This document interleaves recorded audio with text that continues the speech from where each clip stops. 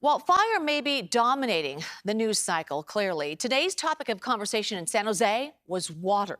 The Santa Clara Valley Water District met to consider whether to continue supporting Governor Newsom's Delta Water Tunnel project. John Ramos has the story. San Jose is a long way from the Delta, but then so are most of the people who would benefit from the water tunnel project. Today, the Santa Clara Valley Water District met to decide whether to continue its involvement with the controversial project.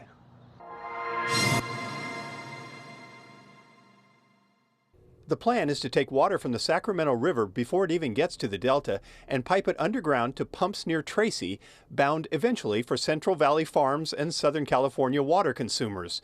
Over the years, it's had its starts and stops, but now looks to be moving ahead again with a fairly costly planning process. So far, 12 agencies have voted to support those planning funds, and Valley Water is the 13th of those to consider it.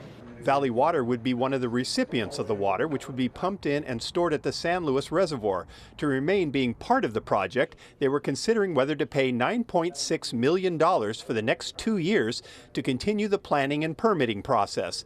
The agency is estimating their portion of the construction cost would be at least $650 million.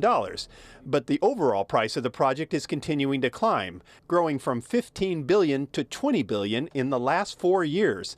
And the state is admitting it will only get more expensive. The costs are going to continue to escalate, no doubt about that.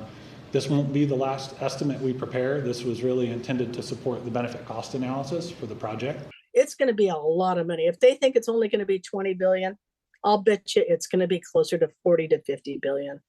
Karen Mann won't be sharing in the cost or the water. She lives in Discovery Bay and is president of the Save the California Delta Alliance. She and her neighbors on the Delta are concerned about what will happen if the state tries to sink a tunnel under the Delta 45 miles to the pumping station. We're talking about the gamble of digging a 37-foot wide circle tunnel underneath peat moss under unstable land. I don't see any problems with that, do you?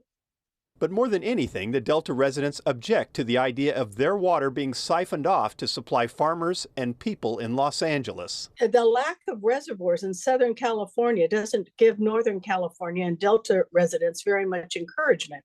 Hey, they got to be helping us out. They're not conserving water nearly as much as we have over the last 15 to 20 years. We'd like to see some buy-in on this, not just give them the water.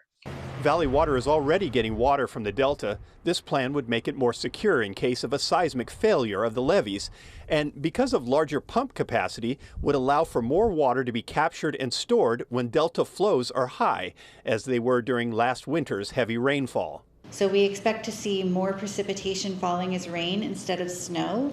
We expect to see more extreme drought and flood cycles, and we've seen that even within the last 3 or 4 years.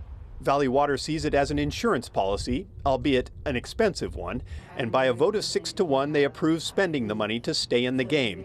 But there are no guarantees. The project has been stalled before when the winds shifted in the changing climate of politics. The original project was proposed by Governor Jerry Brown in 1982 as a peripheral canal. He brought it back decades later as a twin tunnel project. Now, since then, the project has changed to a single tunnel that will take a different route traveling south alongside the I-5 freeway.